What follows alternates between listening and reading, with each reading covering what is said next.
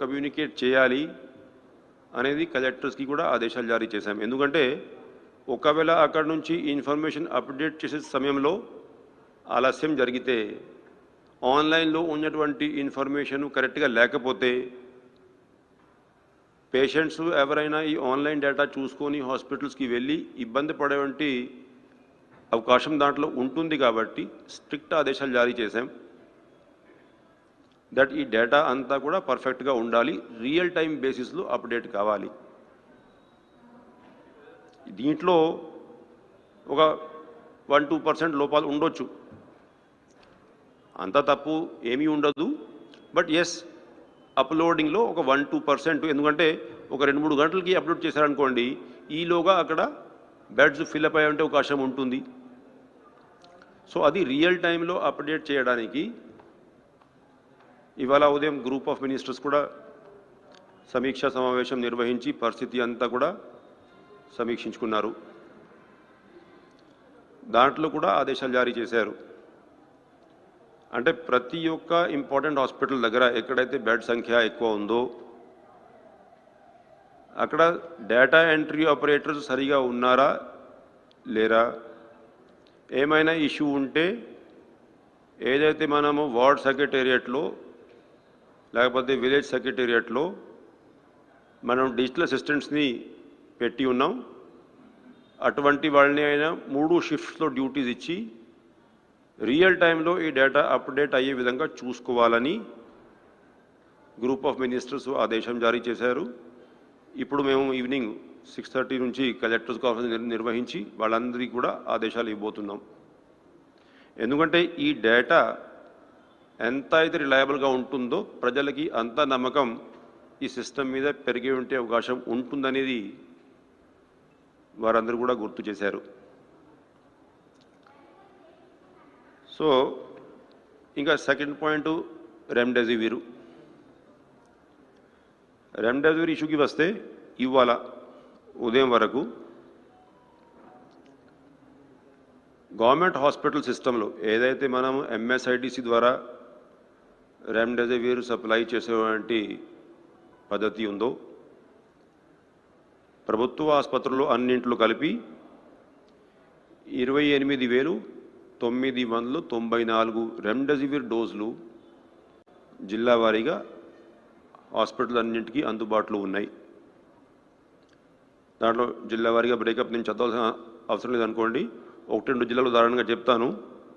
శ్రీకాకుళం ఉందనుకోండి 2,912, అనంతపురం ఉందనుకోండి 1,569. ఇట్లా జిల్లా వారీగా బ్రేకప్ మనం డైలీ బేస్ మీద మానిటరింగ్ చేస్తూ ఉన్నాం. గవర్నమెంట్ హాస్పిటల్ సెటప్లో ఎక్కడ కూడా రెమ్డెసివిర్ ఇష్యూ అనేది గవర్నమెంట్ సప్లై ఉంది కాబట్టి ఎక్కడ కూడా సమస్య లేదు. అయితే ప్రైవేట్ హాస్పిటల్ వచ్చేసరికి,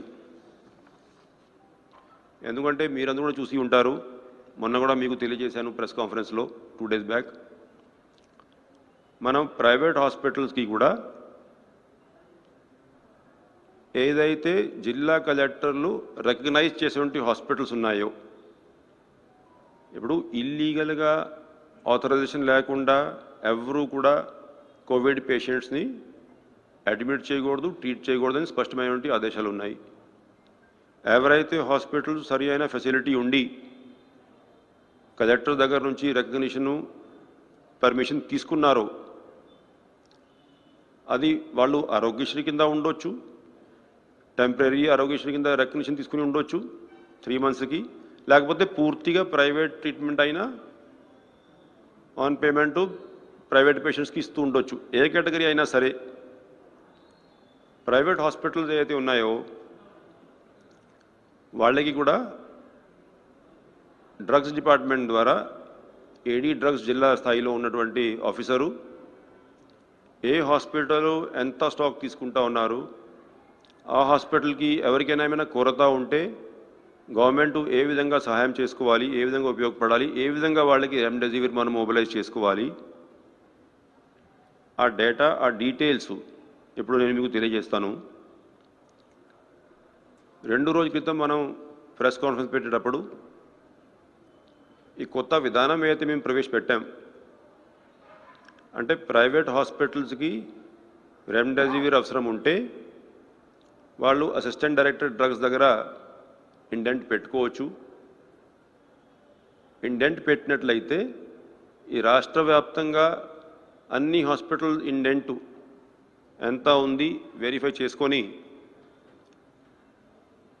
ఆ సరిపోయేటట్లు రెమ్డెసివిర్ స్టాకు మనం జిల్లా వారీగా సరఫరా చేసుకొని మళ్ళీ అదే ఏడీ ఆధ్వర్యంలో ఆ హాస్పిటల్స్కి చేరే విధంగా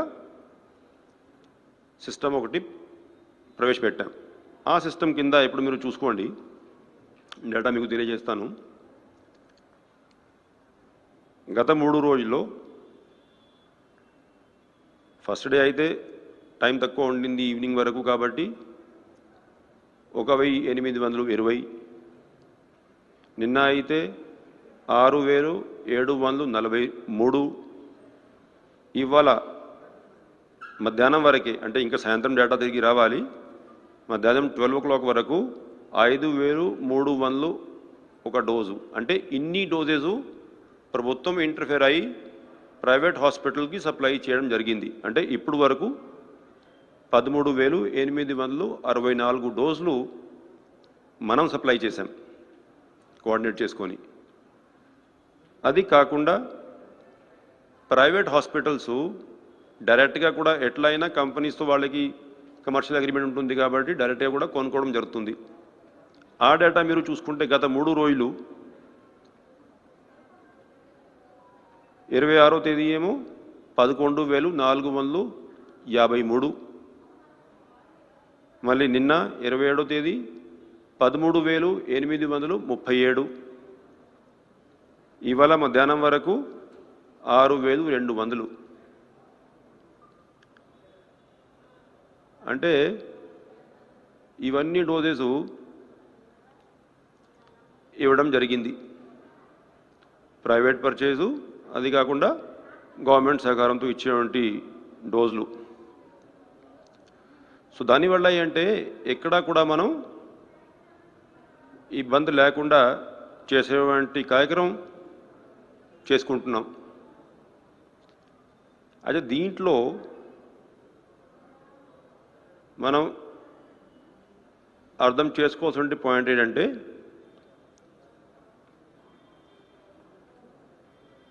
ఎన్ని డోసెస్ మనము, అంటే ఓవరాల్ మీరు చూసుకున్నట్లయితే గవర్నమెంట్ సప్లైతో కలిపి దాదాపు ఎంత 30,000 డోసులు ఈ 3 రోజుల్లో ఇప్పటి వరకు మనం ఇవ్వడం జరిగింది. సో 30,000 డోసులు ఓన్లీ ప్రైవేట్ హాస్పిటల్కి ఇస్తే, అది కాకుండా గవర్నమెంట్ హాస్పిటల్లో కూడా అందుబాటులో చాలా డోసెస్ మనం ఇందాక ఎందుకు డీటెయిల్స్ ఇచ్చాను, ఎక్కడ కూడా ఎవరికి ఎటువంటి షార్టేజు ఉండొద్దు. దీంట్లో ఇప్పుడు ఏమైనా కంప్లైంట్లు వస్తే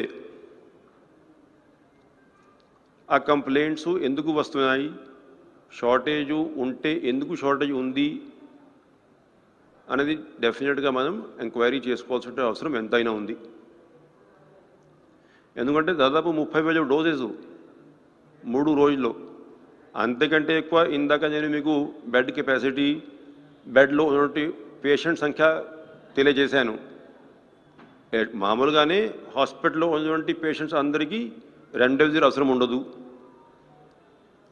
పేషెంట్ సంఖ్యతో పోల్చుకుంటే మనం సప్లై చేసేటువంటి రెమ్డెసివిర్ క్వాంటిటీ టోటల్ 2 సెక్టర్లు, గవర్నమెంట్ ప్రైవేట్ అంతా కలుపుకొని దాదాపు 30,000 డోసులు ఈ 3 రోజుల్లో, అది కూడా మధ్యాహ్నం వరకు, ఇంకా ఈవినింగ్ కూడా కొంత పోతుంది అనుకోండి,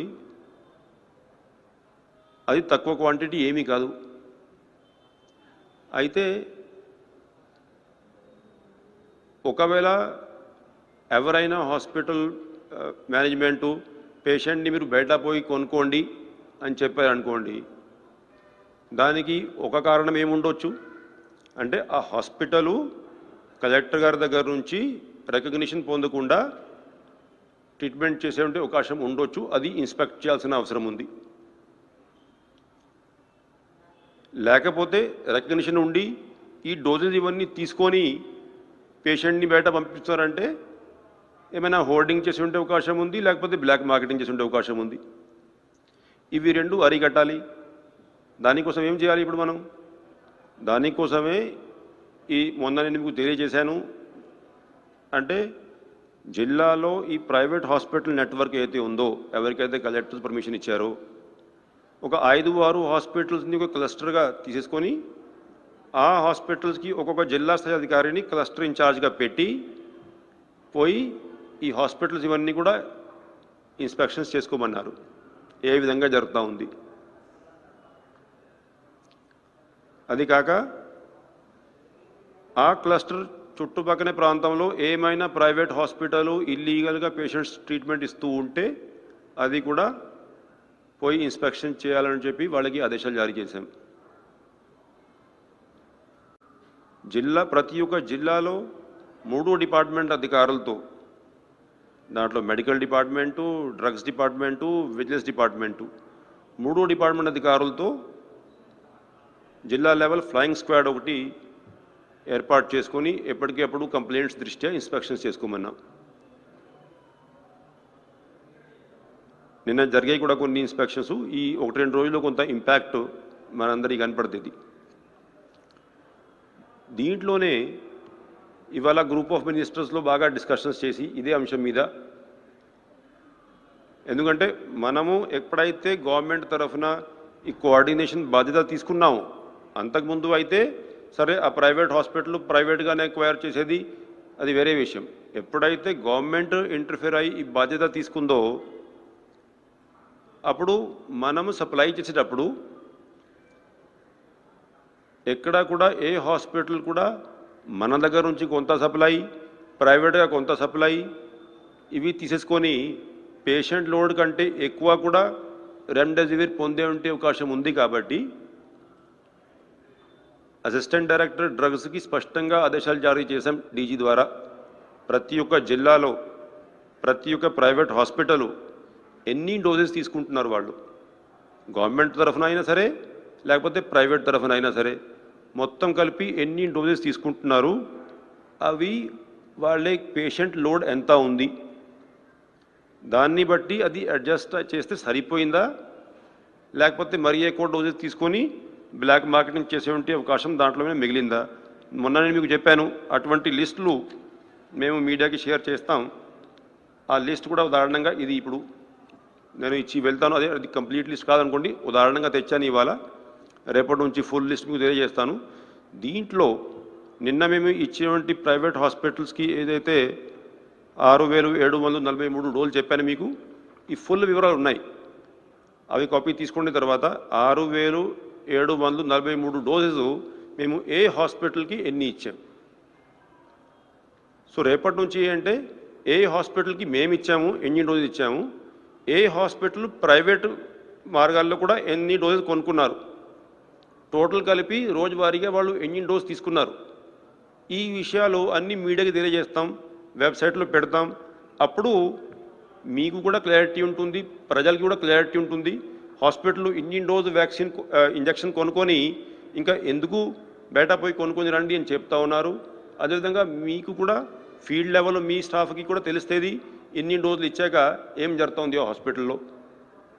మనం కూడా దాన్ని పర్ఫెక్ట్గా ఎక్కడ కూడా డైవర్షన్ జరగకుండా చూసుకునే అవకాశం ఉంటుంది. ఎందుకంటే స్ట్రిక్ట్ యాక్షన్ తీసుకోవాల్సిన అవసరం ఉంది.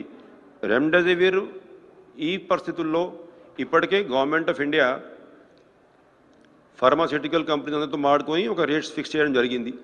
ఈ రెమ్డెసివిర్ ఏ కంపెనీ ఏ రేట్కి అమ్ముకోవాలని మనం కూడా జియో ఇచ్చాం. ఆ రేట్స్ని బట్టి private hospital private management treatment ఇస్తూ ఉంటే ఆ రేట్ తీసుకోవచ్చు, అంతకంటే ఎక్కువ తీసుకోకూడదు. సో రేట్స్ విషయంలో ఎక్కడ కూడా హాస్పిటల్లో ఇల్లీగల్ యాక్టివిటీస్కి పాల్పడితే డెఫినెట్గా వాళ్ళ మీద యాక్షన్ తీసుకోవాల్సిన అవసరం ఉంటుందనేది నేను మీకు మీ ద్వారా ప్రజలకి తెలియజేస్తున్నా. అదేవిధంగా ఇప్పుడు మనం ఆక్సిజన్ సప్లై, ఎందుకంటే అది కూడా చాలా ఇంపార్టెంటు. రోజువారీగా మనం ఆక్సిజన్ ఎంత ఇస్తున్నాం. ఇప్పుడు మీరు లాస్ట్ వేవ్లో మన దాదాపు అప్పుడు 260 వరకు 243 వరకు హాస్పిటల్స్ ఇవన్నీ కూడా అప్పుడు కోవిడ్ ట్రీట్మెంట్ ఇస్తూ ఉంటే పీక్ సమయంలో ఒక 2-3 రోజులు మనం దాదాపు 260 టన్నులు ఆక్సిజన్ ఉపయోగించుకున్నాం. లిక్విడ్ ఆక్సిజన్ ఏదైతే ఉందో 260 టన్నులు ఆ రోజు పీక్ సమయంలో మనం ఉపయోగించిన ఇవాళ రోజువారీగా నేను మీకు లాస్ట్ 3 days ఫిగర్ ఇస్తాను. అంటే అది ప్రైవేట్ గవర్నమెంట్ కలిపి చెప్తాను నేను మీకు. 25వ తేదీ 418 టన్నులు, 26వ తేదీ 424 టన్నులు, 27వ తేదీ నిన్న 423 టన్నులు. ఇవి యాక్చువల్ అలాట్మెంట్ ఏదైతే మనం లిఫ్ట్ చేసుకొని సప్లై చేసినటువంటి వివరాలు ఇవి. సో ఇంత ఆక్సిజన్ ఇప్పుడు రాష్ట్రంలో మనం ఉపయోగిస్తూ ఉన్నాం. అయినా మీరందరూ కూడా చూసి ఉంటారు, ఒక్కోసారి కంప్లైంట్ వస్తూ ఉంటుంది, ఆక్సిజన్ తగ్గిపోయేటువంటి ప్రమాదం ఉంది, కొన్ని గంటల స్టాక్ మాత్రమే ఉంది. ఇటువంటి కంప్లైంట్ వచ్చినా మనం అప్పటికప్పుడు అటెండ్ అవుతున్నాం అనుకోండి. ఎందుకంటే ఇది రియల్ టైం మానిటరింగ్. ఇది పెద్ద నెలకి సరిపోయేటట్లు స్టాకు సేవ్ చేసేటువంటి పొజిషన్ ఉండదు దీంట్లో. రోజువారీగా మనం తీసుకురావడము, రోజువారీగా ఖర్చు అయిపోవడము. కాబట్టి కంటిన్యూస్ మానిటరింగ్ దీనికి అవర్ టు అవర్ చేయాల్సిందే. ఏ హాస్పిటల్లో యూసేజ్ ఏ విధంగా ఉంది చూసుకొని ఇంకా రాబోతున్న ట్యాంకర్లు ఏ జిల్లాకి పంపించాలా, ఎక్కడ పంపించాలి, ఇవన్నీ మానిటరింగ్. అది కాకుండా ఇంకొకటి అయితే మనం చేశాం, ఇదేమో లిక్విడ్ ఆక్సిజన్ సంగతి. ఆక్సిజన్ గ్యాస్ కొన్ని యూనిట్స్ ఉంటాయి, చిన్న చిన్న యూనిట్స్ ఏదైతే గ్యాస్ ఫామ్లో ఆక్సిజన్ సప్లై చేస్తూ ఉంటాయి. అవి కూడా కొన్ని డిఫంక్ట్ యూనిట్స్ ఉంటే అవి రీయాక్టివేట్ చేశాం. దానికి డీటెయిల్స్ మీకు చెప్తాను ఇప్పుడు. కొన్ని యూనిట్స్ ఇండస్ట్రియల్ ఆక్సిజన్ ఇస్తూ ఉంటే, ఎందుకంటే గవర్నమెంట్ ఆఫ్ ఇండియా కూడా ఇప్పుడు ఆదేశం జారీ చేసింది, ఇండస్ట్రియల్ యూసేజ్ ఆపేయాలి, వీలైనంత వరకు అంతా కూడా మెడికల్ ఆక్సిజన్కి మార్చుకోవాలి. దాని గురించి ఇప్పుడు మనం ఏం చేసాము, గత 4 రోజుల్లో మనం ఒక 4 యూనిట్స్ గుంటూరు జిల్లాలో సోవరెన్ ఆక్సిజన్ చెప్పేసి ఒక యూనిట్ 2.5 టన్నులు, అనంతపురంలో లైఫ్ ఆక్సిజన్ ఒక యూనిట్ 8.5 టన్నులు, కడప జిల్లాలో లైఫ్ లైన్ ఇండస్ట్రీస్ అనే ఒక యూనిట్ 5 టన్నులు, కృష్ణా జిల్లాలో శక్తి ఇండస్ట్రియల్ గ్యాస్ అని చెప్పేసి 4.25 టన్నులు, అంటే టోటల్ 20.25 టన్నులు మనం ప్రారంభించాం. అంటే ఇండస్ట్రీస్ డిపార్ట్మెంట్ వాళ్ళకి కావాల్సినటువంటి ఏర్పాట్లన్నీ చేసుకొని ఇవి ఇప్పటికే ప్రారంభించుకోవడం జరిగింది. వచ్చే 5 రోజుల్లో మళ్ళీ ఇంకా అదనపుగా 26 టన్నులు ప్లాన్ చేసాం మనం ఎక్స్ట్రా గ్యాసెస్ ఆక్సిజన్. ఎక్కడెక్కడ అంటే గుంటూరు జిల్లాలో జోసిల్ లిమిటెడ్, అనంతపూర్ జిల్లాలో సాయి కృష్ణ ఆక్సిజను, అనంతపూర్ జిల్లాలోనే వేదిక్ ఇస్పాత్, విశాఖపట్నంలో కోరమండల్ గ్యాసెస్, నెల్లూరు జిల్లాలో కృష్ణ తేజ ఇండస్ట్రీస్. ఈ 5 యూనిట్స్లో ప్రొడక్షన్లో ఉన్నటువంటి ఇండస్ట్రియల్ ఆక్సిజన్ని మెడికల్ ఆక్సిజన్ కింద ఆ యూనిట్స్ మార్చుకొని 26 టన్నులు ఎక్స్ట్రా ఇచ్చేటువంటి అరేంజ్మెంట్స్ చేసుకున్నాం. ఎందుకంటే ఈ ఆక్సిజన్ లిక్విడ్ ఏదైతే గ్యాసెస్ ఫామ్లో ఆక్సిజన్ ఉంటుందో అది మనం ఎక్కువ డిస్టెన్స్ ట్రాన్స్పోర్ట్ చేయలేము. కాబట్టి అది అక్కడికక్కడ ఈ సిలిండర్ ఫిల్లింగ్కి వీటికి వాటికి ఉపయోగపడుతుంది. దానికోసం మనం ఈ ఏర్పాట్లు చేసుకున్నాం. అంటే వీలైనంత వరకు ఆక్సిజన్ ఏదైతే ఉందో అవైలబిలిటీ అంతా కూడా హెల్త్ డిపార్ట్మెంట్కి, హాస్పిటల్స్కి ఉపయోగపడాలనే ఉద్దేశంతో. దీంట్లో కూడా మనం ఒకటి ఇంపార్టెంట్ అంశం గమనించాల్సిన అవసరం ఏంటంటే, మీ ద్వారా నేను ప్రజలందరికీ కూడా తెలియజేస్తూ ఉన్నాను, ఇప్పుడు లాస్ట్ ఇయర్ పీక్లో ఉన్నా కూడా మనం 260 టన్నులు మాత్రమే ఉపయోగించుకున్నాం. ఇవాళ ఇప్పటికే 400 టన్నులు దాటిపోయి ఖర్చు పెడతా ఉన్నాం. అంటే ఎక్కడా కూడా మన కేర్లెస్నెస్ వల్ల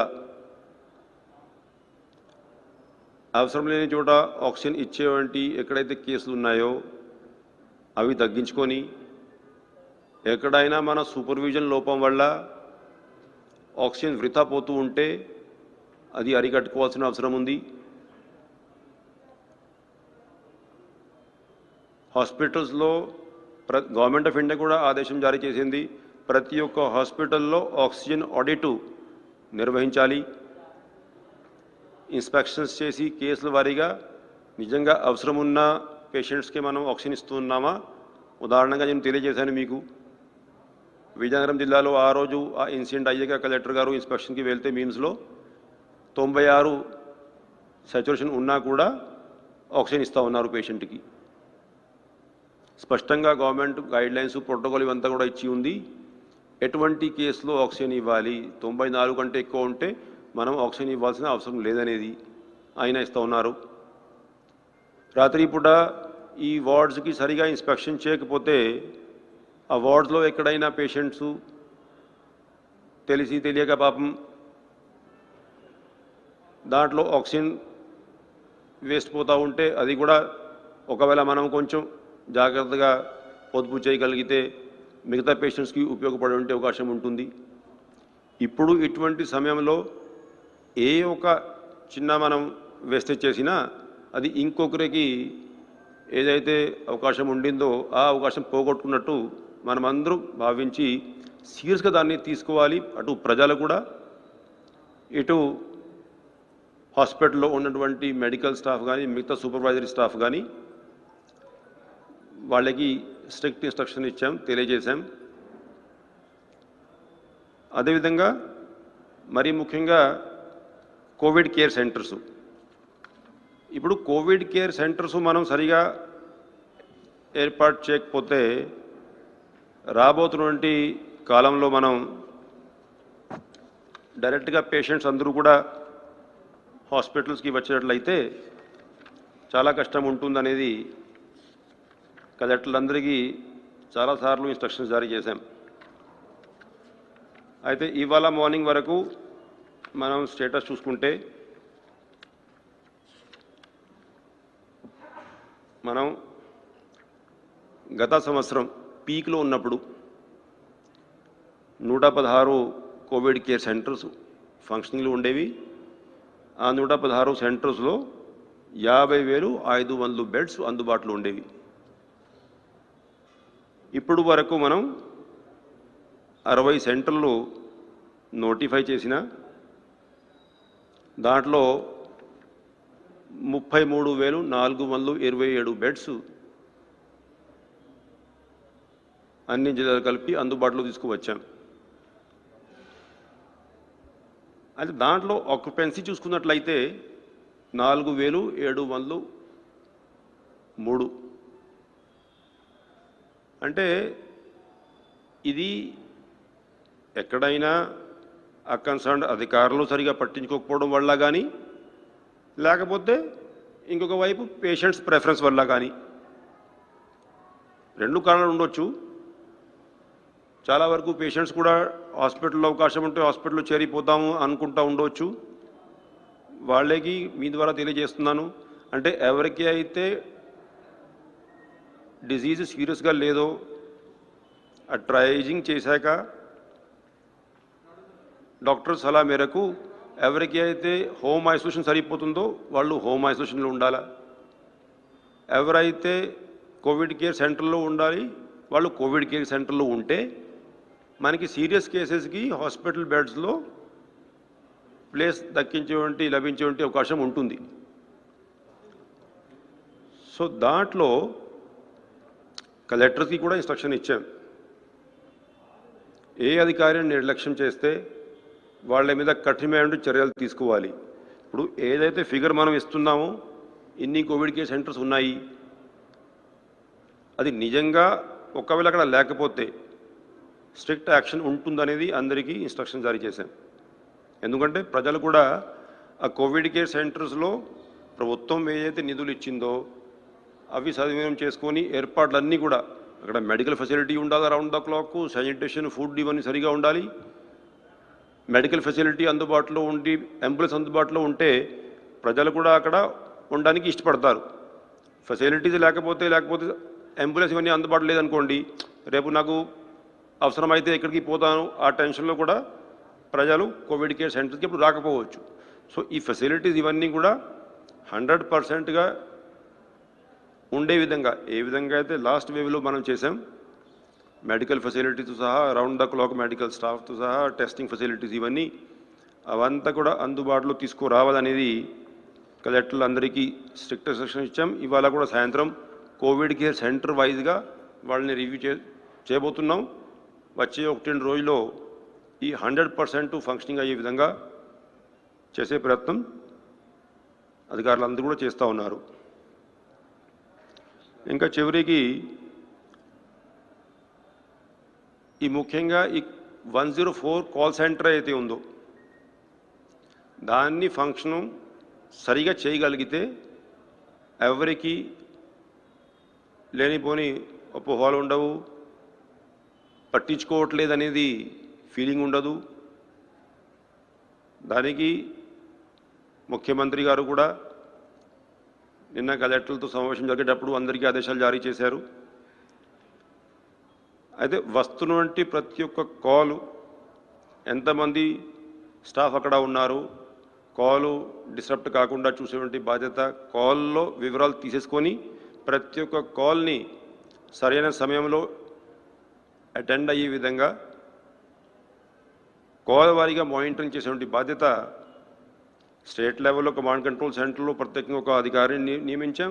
అదేవిధంగా జిల్లాల్లో కూడా ఆ కంట్రోల్ రూమ్ని చూసేటువంటి బాధ్యత, అదేవిధంగా గవర్నమెంట్ హాస్పిటల్స్లో ఉన్నటువంటి ఫెసిలిటీస్ చూసేటువంటి బాధ్యత, ఏదైతే అక్కడ జాయింట్ కలెక్టరు అంతకుముందు విలేజ్ వార్డ్ సెక్రటేరియట్ డెవలప్మెంట్ చూసేవారు, వారికి మిగతా సబ్జెక్ట్స్ ఇవన్నీ కూడా ఈ విలేజ్ సెక్రటేరియట్, ఈ వార్డ్ సెక్రటేరియట్ ఇవంతా ఆ పని అంతా కూడా మిగతా జాయింట్ కలెక్టర్స్కి అప్పచెప్పి ఈయనే ఒకరే ఈ పని మీద మాత్రం పూర్తిగా దృష్టి సారించుకోవాలని చెప్పేసి ఆదేశాలు జారీ చేశాం. సో ఓవరాల్ డేటా మీరు చూస్తున్నట్లయితే రోజువారీగా వస్తున్నటువంటి కాల్స్ దాదాపు 6,000 నుంచి 7,000 వరకు ఉన్నాయి. సో ఈ 6,000-7,000 కాల్స్ వస్తున్నాయి కాబట్టి నిన్న అయితే 7,761 కాల్స్ వచ్చాయి. ఇన్ని కాల్స్ని మనం హ్యాండిల్ చేయాలి కాబట్టి మనం ఆ కాల్ సెంటర్లో ఉన్నటువంటి స్టాఫ్ని కూడా బాగా పెంచాం. అంతకుముందు గత సంవత్సరం ఉదయం 2 షిఫ్ట్స్కి 30 మంది, రాత్రి షిఫ్ట్కి 10 మంది ఉంటే ఇప్పుడు మనం ఉదయం 2 షిఫ్ట్స్కి 60, రాత్రి షిఫ్ట్కి 30 మందిని డ్యూటీ వేయడం జరిగింది. అట్లాగానే 21 మంది డాక్టర్లు ఈ వివిధ షిఫ్ట్స్లో ఆ కాల్స్ని అటెండ్ చేయడానికి డ్యూటీ వేశాం. మరీ ముఖ్యంగా దీంట్లో ఇంప్రూవ్మెంట్ లాస్ట్ ఇయర్ మీద మనం చేసింది ఈ సంవత్సరం ఏంటంటే, డాక్టర్సు ఎవరైతే తన ఇంట్లోనే ఉన్నారో వాళ్ళ ద్వారా టెలికన్సల్టేషన్ ఈ పేషెంట్స్ అందరికీ ఒక ఫెసిలిటీ మనం క్రియేట్ చేశాం. ఎందుకంటే ఎక్కువ మంది పేషెంట్సు సిమ్టమ్స్ ఉన్నా లేకపోతే రిజల్ట్ వచ్చినా, పాజిటివ్ వచ్చినా నెగిటివ్ వచ్చినా డాక్టర్తో సంప్రదించాలనుకుంటే, అంటే ఇటువంటి లక్షణాలు ఉన్నాయి, ఏం చేస్తే బాగుంటుంది, లేకపోతే టెస్టింగ్కి పోవాలన్నా, లేకపోతే హాస్పిటల్ జాయిన్ కావాలన్నా, లేకపోతే ఇంట్లో ఉంటే సరిపోతుందా, ఇవన్నీ కూడా ప్రజలకి డౌట్స్ ఉంటాయి. కాబట్టి ఇప్పుడు వరకు 2,279 మంది డాక్టర్లు టెలికన్సల్టేషన్కి సిద్ధంగా ఉన్నాము అనేది కన్సెంట్ తెలియజేశారు. అంటే వాళ్ళకి స్లాట్ వారీగా డ్యూటీ ఇచ్చాం. ప్రతి ఒక్క స్లాట్లో ఒక 200-300 మంది డాక్టర్లు అందుబాటులో ఉంటారు. అయితే పేషెంట్ ఎవరైనా, ప్రజలు ఎవరైనా అవసరం ఉంటే ఫోన్ చేస్తే ఈ ఇంతమంది డాక్టర్లు ఈ కాల్స్ ఇవన్నీ తీసుకొని టెలికన్సల్టేషన్ ద్వారా గైడెన్స్ ఇచ్చేటువంటి అవకాశం కల్పించాం. అయితే రేపు ఎల్లుండి ఇంకొకటి దీంట్లో యాడ్ చేయబోతున్నాం. ఏంటంటే, ఎవరైతే హోమ్ ఐసోలేషన్లో ఉన్నారో, ఏ సమయానికైనా దాదాపు ఇప్పుడు కోవిడ్ పెరిగేసరికి ఒక 60,000 మంది ఇట్లాగా దాదాపు హోమ్ ఐసోలేషన్ ఉంటారు కాబట్టి హోమ్ ఐసోలేషన్ ఉన్న వాళ్ళని ఒకవైపు అయితే ఈ ఏఎన్ఎంస్ వీళ్ళందరూ పోయి టైం టు టైము సంప్రదించుకోవాలి, వాళ్ళు బాగున్నారా లేదా, మందులు ఇవన్నీ కూడా తీసుకున్నారా లేదా, లేకపోతే ఏమైనా కేసెస్ సీరియస్ అయితే వాళ్ళని ఏమైనా షిఫ్ట్ చేసి ఉంటే ఒక అవసరం ఉందా లేదా. ఇటు ఈ డాక్టర్స్ ఎవరైతే ఉన్నారో ఇంతమంది మన రిజిస్టర్ అయ్యారు కాబట్టి ఫుల్ టైం వాళ్ళకి టెలికన్సల్టేషన్ కాల్స్ ఉండవు కాబట్టి వీళ్ళని కూడా ఈ హోమ్ ఐసోలేషన్లో ఉన్నటువంటి పేషెంట్స్తో మాట్లాడుకొని వాళ్ళ ఆరోగ్యం ఏ విధంగా ఉంది తెలుసుకొని సరి అయినటువంటి గైడెన్స్, సరి అయినటువంటి ఫర్దర్ ఏదైతే కరెక్టివ్ యాక్షన్ ఉందో లేకపోతే ప్రివెంటివ్ యాక్షన్ ఉందో అవి తీసుకోవాలి. ఆ ఉద్దేశంతో ఇంకా కొంత మార్పు చేసుకొని ఈ రేపు ఎల్లుండి ఈ సిస్టమ్ కూడా ఇంతమంది డాక్టర్స్తో మనం ప్రవేశపెట్టబోతున్నాం. అయితే ఓవరాల్ మీరు చూసుకున్నట్లయితే కేసుల సంఖ్య పెరుగుతూ ఉంది. ఇవాళ కూడా మీరు చూశారు కొంచెం పెరిగాయి. ప్రజలందరూ కూడా ప్రభుత్వం ఇచ్చేటువంటి గైడెన్స్ ఏదైతే ఉందో ఈ కోవిడ్ బిహేవియర్ ఏ విధంగా ఉండాలి, మాస్కులు వేసుకోవాలి, లేకపోతే సామాజిక దూరం పాటించాలి, ఇవంతా కొంచెం సీరియస్గా పాటించాల్సిన అవసరం ఉంది. ఇప్పుడు ఒకవైపు గవర్నమెంట్ తీసుకోవాల్సిన నిర్ణయము, గవర్నమెంట్ చేసుకోవాల్సినటువంటి పనులు ఇవన్నీ కూడా చేసుకుంటూనే ప్రజలు సహకరిస్తే ఈ కోవిడ్ సెకండ్ వేవ్ని మనం ఈజీగా కంట్రోల్ చేసే అవకాశం ఉంటుంది. అధికారులు ఒకవైపు ఇచ్చేటువంటి ఆదేశాలు పూర్తిగా అమలు చేసుకొని ఈ టెస్టింగ్ ఫెసిలిటీస్ కానీ, కోవిడ్ కేర్ సెంటర్స్ కానీ, హోమ్ ఐసోలేషన్ కానీ, హాస్పిటల్ విధానం కానీ సరిగా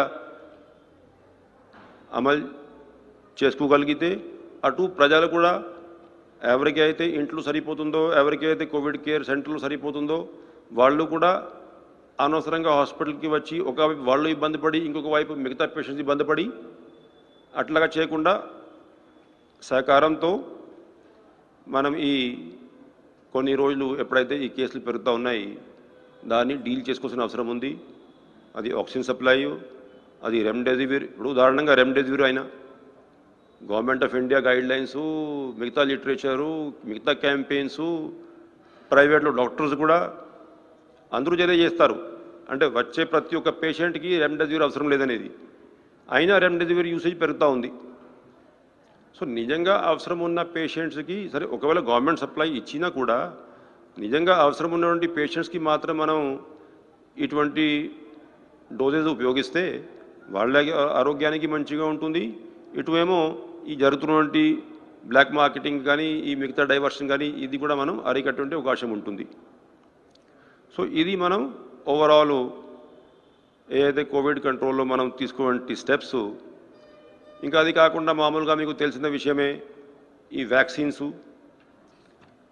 మనకి వస్తున్నటువంటి స్టాక్ మనం ఎప్పటికప్పుడు ఉపయోగిస్తూ ఉన్నాం.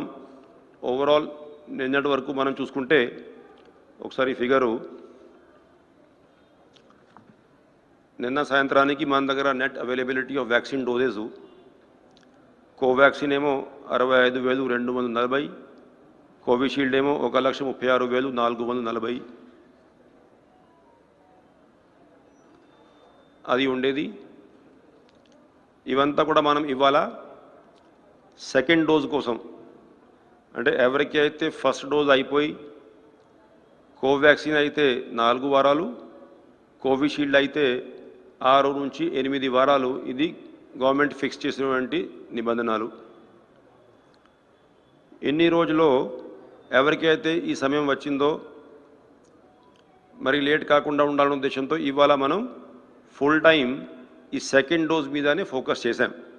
ఎంతమందిని ఇవాళ మనం సెకండ్ డోజ్ అడ్మినిస్టర్ చేయగలిగామనేది డేటా సాయంత్రం వస్తుంది అనుకోండి.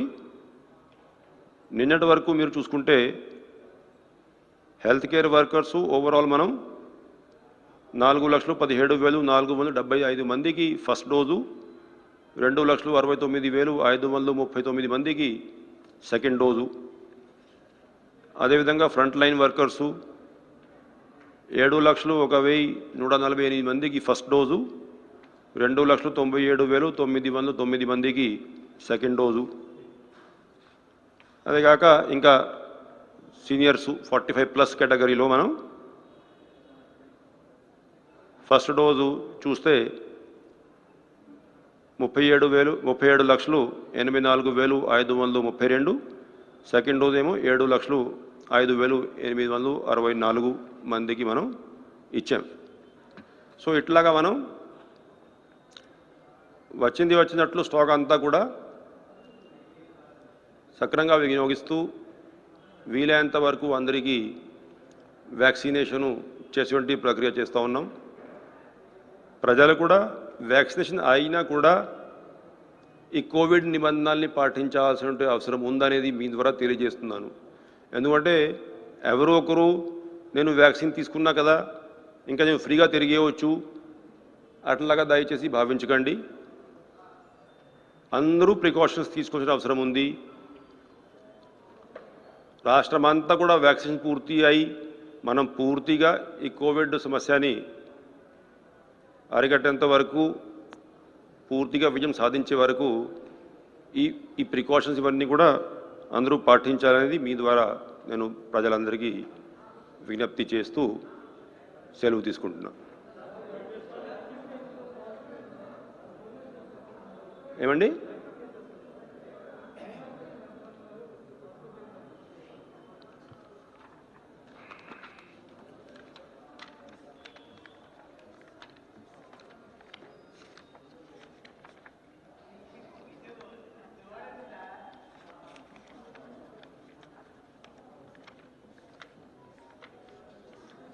ఇది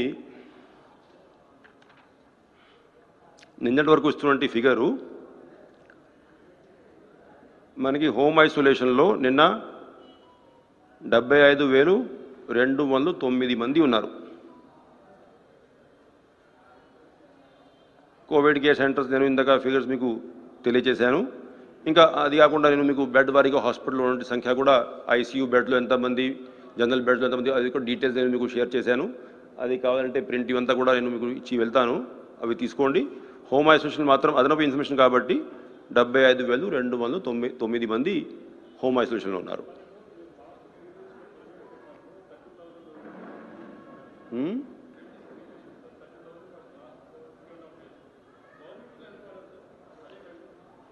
గవర్నమెంట్లో ఎంత వాడింది ఆ ఇన్ఫర్మేషన్ నేను మీకు తీసుకురాలేదు, అది రేపు ఇస్తాను. బట్ గవర్నమెంట్లో ఇప్పుడు అందుబాటులో ఎంత ఉందని నేను తెలియజేశాను, అది నేను ఇస్తాను మళ్ళీ. అంటే రేపు మనం ప్రెస్ కాన్ఫరెన్స్ పెట్టేటప్పుడు గవర్నమెంట్లో యూసేజ్ ఎంత ఉంది, ఎంతమంది పేషెంట్స్ గవర్నమెంట్ హాస్పిటల్లో ఉన్నారు, ప్రైవేట్లో యూసేజ్ ఎంత ఉంది, ప్రైవేట్ హాస్పిటల్ ఎంతమంది ఉన్నారు, డీటెయిల్ తీసుకొస్తా.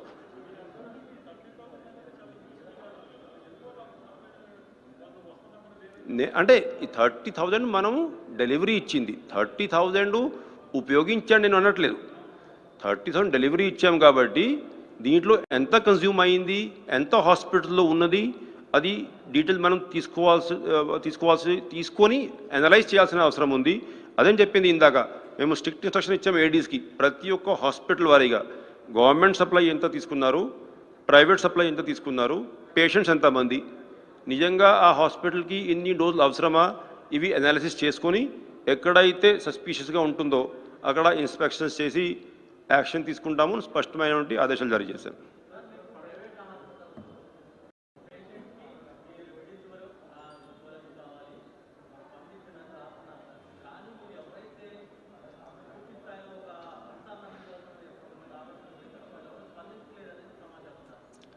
అటువంటివి ఉంటే మేము రెక్టిఫై చేసుకోవాల్సిన అవసరం ఉంటుంది. 100% దాన్ని 100% సక్సెస్ అయిందని నేను ఇక్కడ కూర్చొని క్లెయిమ్ చేయదలుచుకోలేదు.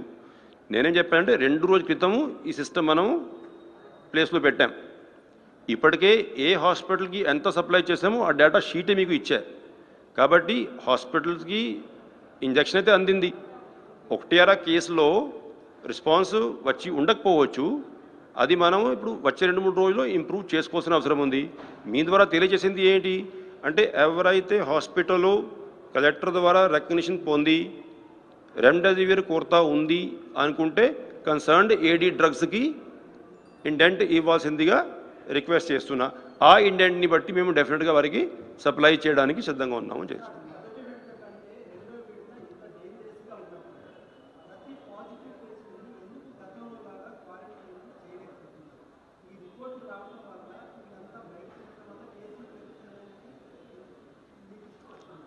ఇప్పుడు టెస్టులు చేసి ప్రతి ఒక్క కేసు ఇందాక నేను మీకు వివరాలు ఇచ్చింది, దాంట్లో 3 కేటగిరీ వివరాలు ఇచ్చాను.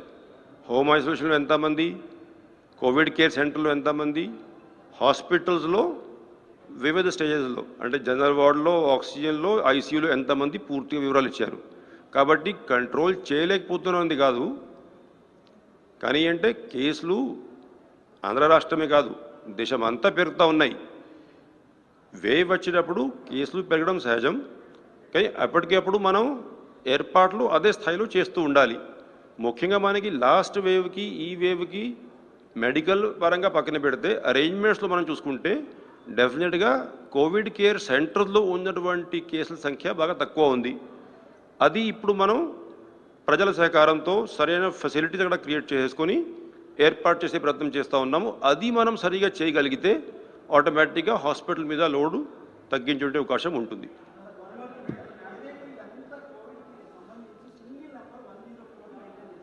ఎస్,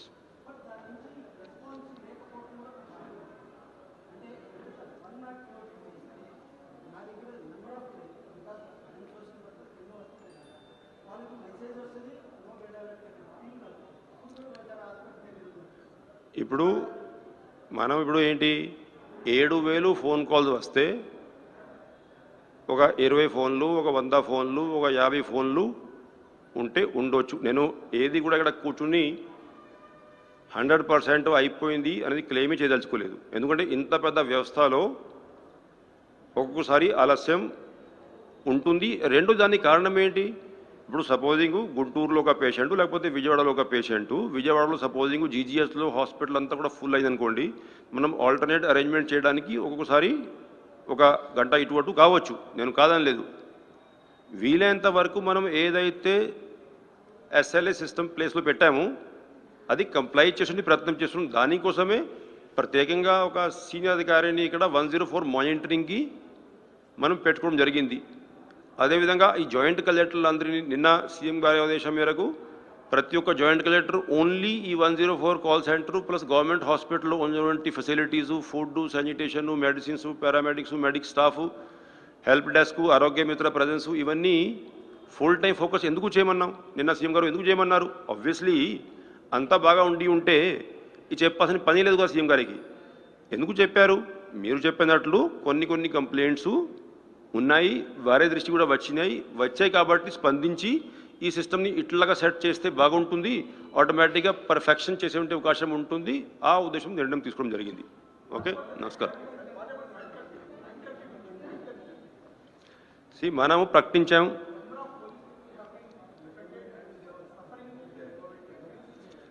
ఇప్పుడు yes it is useful, why it's not useful? మనం సిట్యువేషన్ని బట్టి గవర్నమెంట్ ఆఫ్ ఇండియా కూడా టైం టు టైం ఇచ్చి గైడ్లైన్స్ని బట్టి గవర్నర్లు, ముఖ్యమంత్రి వర్యులు, అదేవిధంగా group of ministers time to time సమీక్షించుకొని నిర్ణయాలు తీసుకోవడం జరుగుతూ ఉంది. నైట్ కర్ఫ్యూ ఇప్పుడు అవసరం అనుకున్నప్పుడు ప్రకటించాం.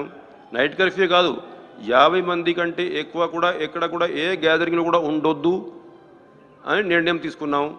సో ఏదైతే స్టెప్స్ అవసరం ఉన్నాయో అవి తీసుకుంటా ఉన్నాం. రెండోది, ఇప్పుడు మీరు చెప్పింది పోలీస్ యంత్రాంగానికి